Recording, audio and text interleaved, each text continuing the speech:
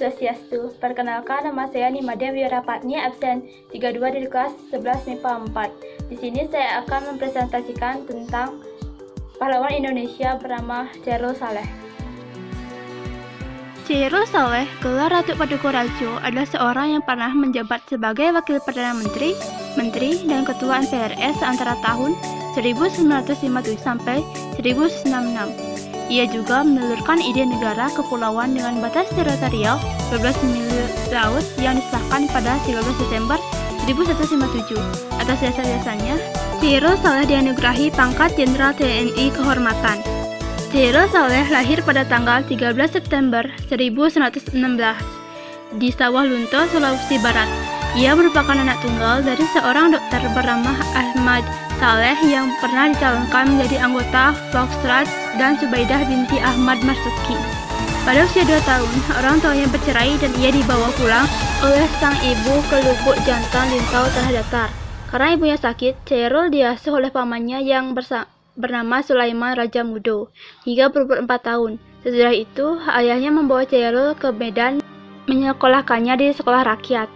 Yang berpindah tugas, ia bersekolah di Europsis Leger School, Bukit Tinggi. Lulus dari ELS, ia pindah ke Hugo School, HBS di Medan. Perjuangannya Chairul Saleh. Chairul merupakan salah satu tokoh penting di balik proklamasi kemerdekaan Indonesia.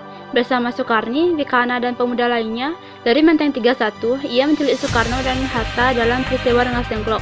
Mereka menuntut agar kedua tokoh itu segera membacakan proklamasi kemerdekaan Indonesia. Pada tahun 1946, Chairul bergabung dengan Persatuan Perjuangan Pimpinan Tan Malaka. Kelompok ini menuntut kemerdekaan 100% dan berdiri sebagai pihak oposisi pemerintah.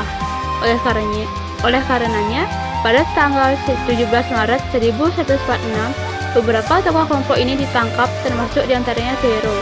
Pada tanggal 6 Juli 1948, Tan Malaka mendirikan Gerakan Rakyat Revolusioner dan menunjuk Chairul Saleh sebagai sekretaris pergerakan. Setelah kematian Tan Malaka, Chairul bersama Adam Malik dan Soekarni berhimpun di dalam Partai Murba. Tahun 1950, Chairul memimpin Laskar Rakyat di Jawa Barat untuk menentang hasil konferensi meja bundar KMB. Ia kemudian ditangkap oleh Abdul Haris Nasution dan dibuang ke Jerman. Di sana ia kemudian melanjutkan studinya ke Fakultas Hukum Universitas Bonn dan mendirikan Perhimpunan Pelajar Indonesia (PPI). Pada masa-masa sebelum proklamasi, rumah Chairul di Jalan Pegangsaan Barat menjadi lokasi pertemuan para pemuda untuk berdiskusi tentang perjuangan kemerdekaan.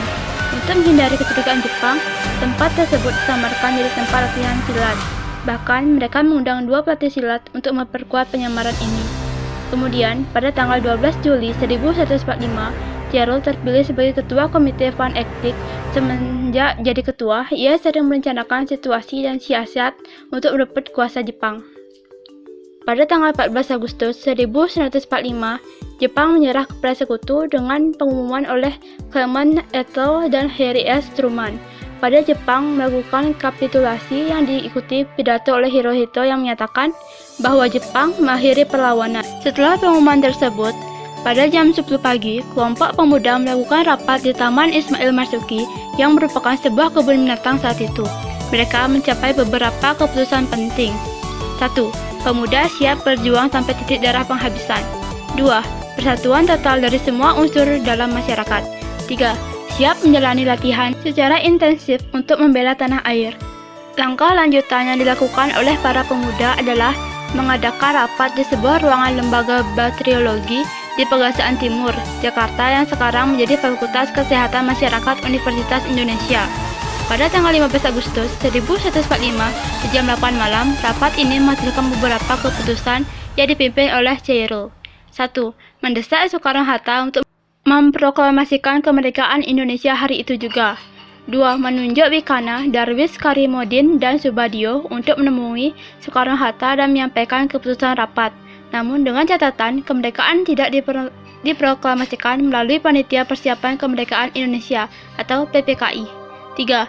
Membagi tugas kepada mahasiswa, pelajar, dan pemuda di seluruh Jakarta untuk merebut kekuasaan dari Jepang. Video penjelasan dari saya tutup dengan Prama Santi. Om Santi, Santi, Santi, Om.